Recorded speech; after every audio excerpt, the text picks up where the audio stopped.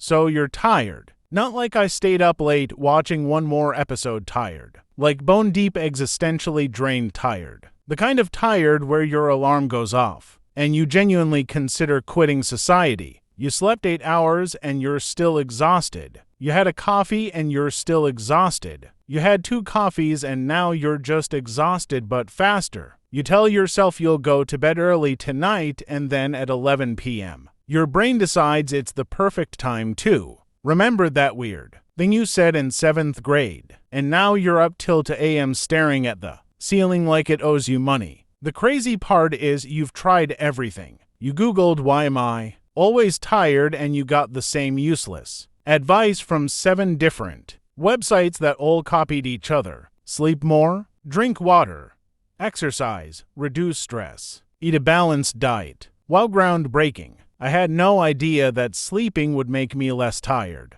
Thank you, Webd. You saved my life. The problem isn't that this advice is wrong. It's that it's so obvious and so vague that it's basically useless. Telling a tired person to sleep more is like telling a broke person to make more money. Here's what's actually going on. There are really only 3 reasons you're tired, and you probably have all 3 at the same time. And no, it's not a disease. I mean, it could be. If you're sleeping 10 hours a night and still can't keep your eyes open, you should probably see a doctor. But for most people, it's a combination of sleep quality, not quantity, energy management, and something called decision fatigue. Let's go through each one. Step 1. Fix your sleep quality, because sleeping 8 hours doesn't mean you got 8 hours of sleep. This is the number one thing people get wrong. They think sleep is like a progress bar. You close your eyes and it just fills up. But sleep has stages. Light sleep, deep sleep, and REM sleep.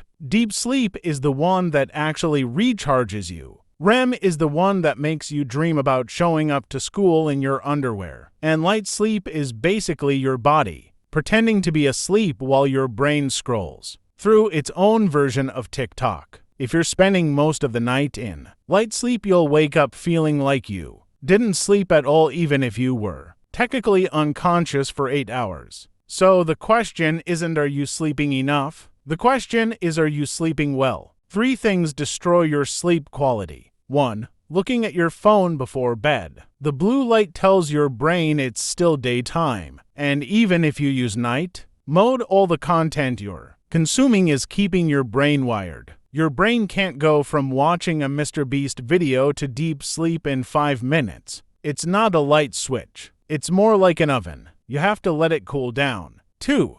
Caffeine. And this one's tricky because most people think caffeine stops working after a couple hours. It doesn't. Caffeine has a half-life of about 6 hours. That means if you drink a coffee at 1 p.m., half the caffeine is still in your body at 8 p.m. and a quarter is still there at 2 a.m. You're basically poisoning your own sleep and blaming it on stress. 3. Inconsistent sleep schedule. Your body has an internal clock called your circadian rhythm, and it works best when you go to sleep and wake up at the same time every day, even on weekends. Yes, even on weekends, I know. I don't like it either. But if you go to bed at 11 on weekdays and 3 a.m. on Saturday, your body doesn't know what time zone it's in. It's jet-lagged without the vacation. If you just fix these 3 things, your phone, your caffeine, and your schedule, you'll feel more rested than you've ever felt, using the exact same amount of sleep. You don't need 10 hours. You need 7 good ones. Step 2. Stop draining your battery on things that don't matter. Your body isn't built to have unlimited energy. Think of yourself like a phone. You start the day at 100% and everything you do uses battery. Physical stuff like exercise uses about 20%. Mental stuff like working or studying uses about 40%. But here's what nobody talks about. The stuff that drains your battery the fastest isn't the hard stuff. It's the dumb stuff. Scrolling social media for an hour doesn't feel like it takes energy, but it does because your brain is processing thousands of images and micro-decisions and opinions and emotions every minute. It's like having 47 browser tabs open. Nothing is loading properly and your laptop sounds like a jet engine. This is why you can sit on the couch all day doing nothing and still feel exhausted. By 6 p.m., you didn't do any work, but your brain burned through its battery on Instagram, Reels, and YouTube Shorts, and arguing with strangers in a comment section about whether cereal is a soup. That's not rest. That's consumption disguised as rest. Real rest is when your brain has nothing to process, sitting in silence,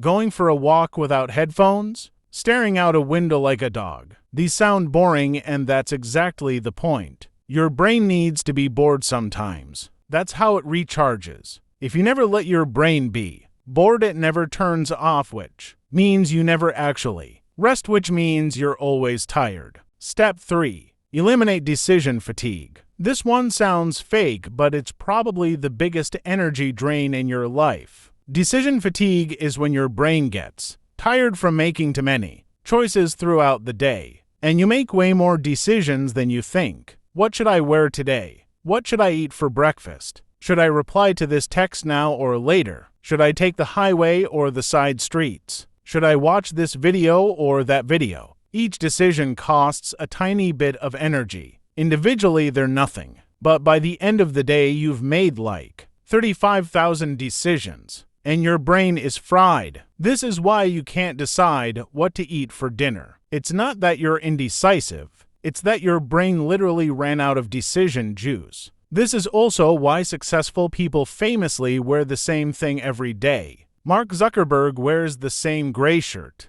Steve Jobs wore the same turtleneck. Obama said he only wore blue or gray suits. They're not being lazy. They're preserving battery. Every decision you automate is a decision your brain doesn't have to make. So here's what you do. Pick your outfits the night before. Meal prep. Have a set morning routine you don't have to think about. Use the same route to work every day. Basically anything in your life that you do repeatedly, turn it into a system so your brain can run it on autopilot. Save the brain power for the stuff that actually matters. And there's a bonus tip. Move your body for at least 20 minutes a day. I know I trashed the generic exercise advice earlier, and yes, telling someone who's tired to exercise is kind of evil. But here's why it works. Exercise doesn't drain your battery. It actually increases your battery capacity. Think of it like upgrading from a 3,000 mAh battery to a 5,000 mAh battery. Short term, you'll feel tired, but long term, you'll have way more energy throughout the day because your body adapted and gave you a bigger tank. You don't have to go to the gym and deadlift 300 pounds, just walk. A 20-minute walk does more for your energy than a Red Bull ever will, and it doesn't give you heart palpitations. So to recap,